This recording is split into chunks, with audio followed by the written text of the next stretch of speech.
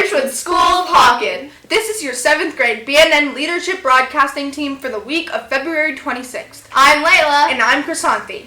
Thank you for joining us. Let's get right into this week's BNN. First up, we have birthdays. This week, we have 3 students who are celebrating their birthdays.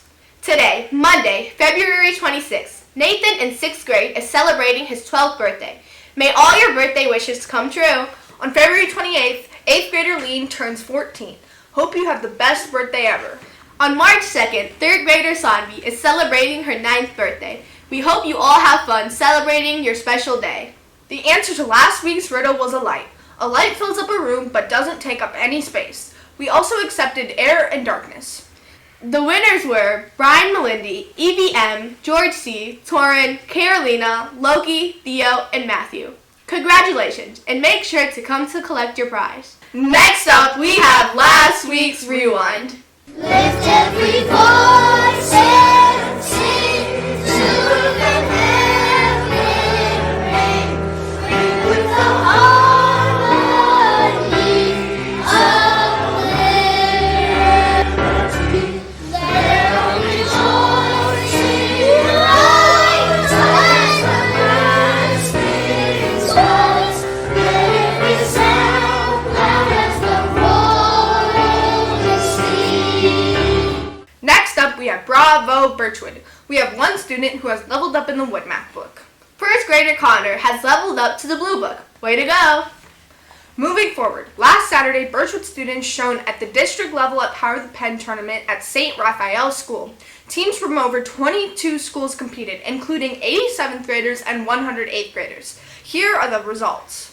In the team awards, 7th grade placed 3rd overall and 8th grade placed 1st overall.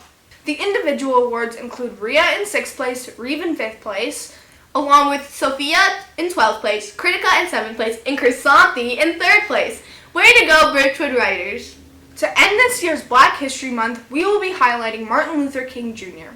He is a prominent leader in the American Civil Rights Movement during the 1950s and 60s. His most famous address, the I Have a Dream, remains one of the most iconic speeches in American history.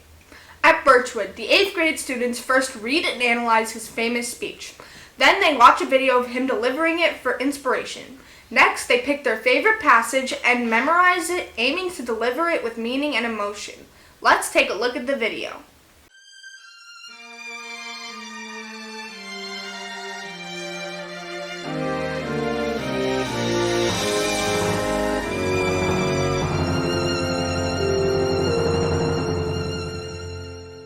Five score years ago, a great American in whose symbolic shadow we stand today signed the Emancipation Proclamation. This momentous decree came as a great beacon light of hope to millions of Negro slaves who had been seared in the flames of withering injustice. But 100 years later, the Negro is still not free. 100 years later, the life of a Negro is still sadly crippled by the manacles of segregation and the chains of discrimination. When the architects of our republic wrote the magnificent words of the Constitution and Declaration of Independence, they were signing a promissory note to which every American was to fall heir. This note was the promise that all men, yes, black men as well as white men, would be guaranteed the unalienable rights of life, liberty, and the pursuit of happiness. But we refuse to believe that the Bank of Justice is bankrupt. We refuse to believe that there are insufficient funds in the greater vaults of opportunity in our nation. Now is not the time to engage in the luxury of cooling off or to take the tranquilizing drug of gradualism. The sweltering summer of the Negro's legitimate discontent will not pass until there is an invigorating autumn of freedom and equality.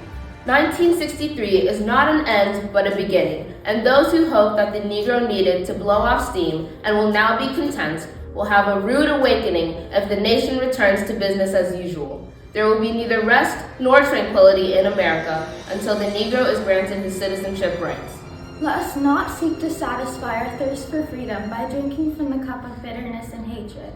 We must forever conduct our struggle on the high plane of dignity and discipline. We must not allow our creative protests to degenerate into physical violence. Again and again, we must rise to the majestic heights of meeting physical force with soul force.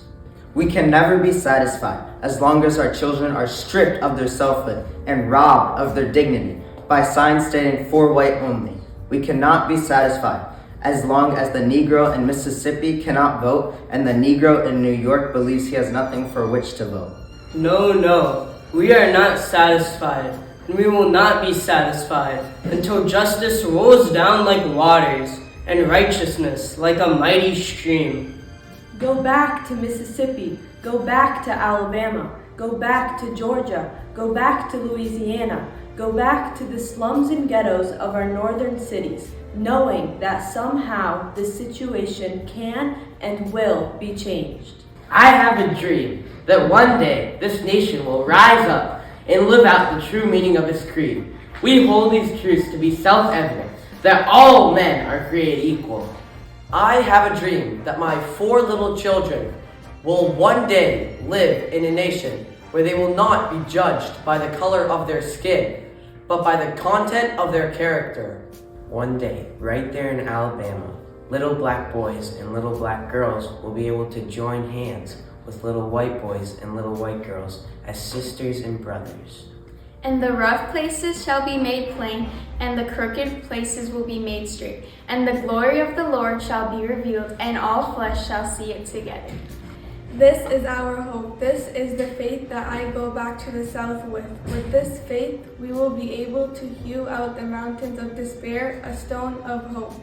With this faith, we will be able to work together, pray together, to struggle together, to go to jail together, to fight for freedom together, knowing that we will be free one day. Land where my father died, land of the pilgrim's pride, from every mountainside let freedom ring. And if America is to be a great nation, this must become true. And when this happens, and when we allow freedom to ring, when we let it ring from every village and every hamlet, from every state and every city, we will be able to speed up that day when all of God's children, black men and white men, Jews and Gentiles, Protestants and Catholics, will be able to join hands and sing in the words of the old Negro spiritual. Free at last, free at last. Thank God Almighty, we are free at last. Now we have Remembering Our Roots. Let's hear more from Mr. Deblack. Okay, so last week Mrs. D spoke to you about remembering our roots. She talked about creative problem solving, CPS. I'm going to do it again. Come at it at a little different way because it's so central to what we do at Birchwood, whether you're in the 1st grade or the 8th grade. Learning to become is what we call it. So I'm in my math room, and you can see above me is this poster I made years ago. It's called, it's Becoming Great People Doing Great Things. Now, what do I mean by great? You know, maybe someday you'll be rich or you'll be famous. That's certainly great. But actually, it's great by the way you live your life. You face challenges, or you take on opportunities, or sometimes we have big problems in our life, but we face them and we work through them really with the creative problem-solving process.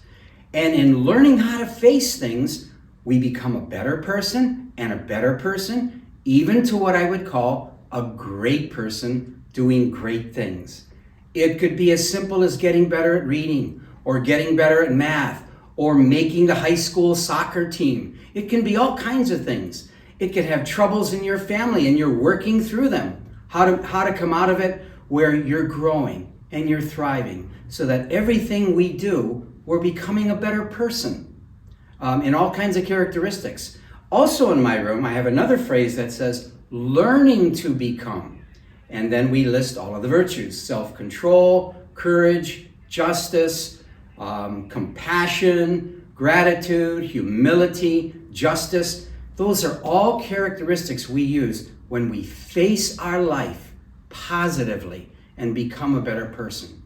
So CPS, creative problem solving process, is so important to that. Because step 1, you remember, is mess finding, trying to define a problem.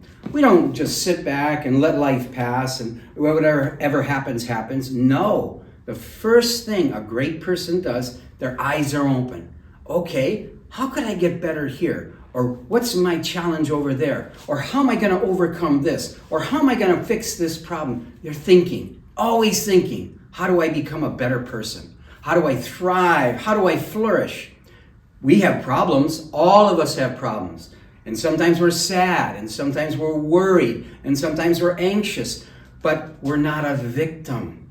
Many times, especially young people today, are victims. I can't do this because of this. I can't do this because of that. Well, not when you're learning to become a great person. You say, I've got a problem, but I'm going to face it, I'm going to grow through it, and I'm going to become a better person.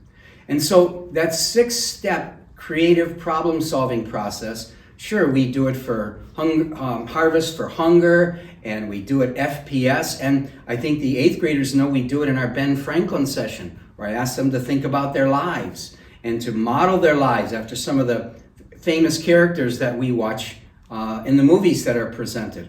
But it's to feed this feeling, I am going forward in my life. I want to grow, I want to thrive, no matter my circumstances, I am going to become a great person. Thank you, Mr. D. Now it's time for 8th grade interviews. Rhea will be interviewing Lean.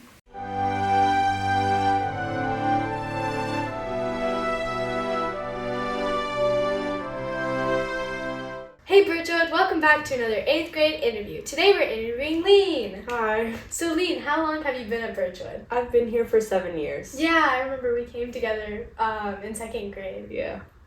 Okay, do you have any favorite Birchwood memories? I think my favorite Birchwood memory would be this year's poetry show practice and seeing the whole show come together at the end. Yeah, it was really memorable because it was our last poetry show. Yeah. Do you have any accomplishments you're really proud of? Yeah, my biggest accomplishment is placing 7th at the History Day National Competition with you and I last year. Yeah, that was really fun. Yeah.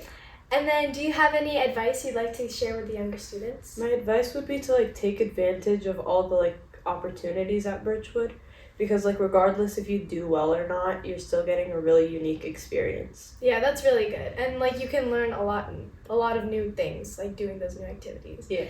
Do you have any hobbies you'd like to share with us? Yeah, I like to watch and play basketball and tennis. Oh, nice. How long have you been playing tennis? For a couple years. Cool. Nice. Yeah. Okay, thanks for watching another 8th grade interview. Now back to the BNN. Bye. Thank you for watching and have a great week.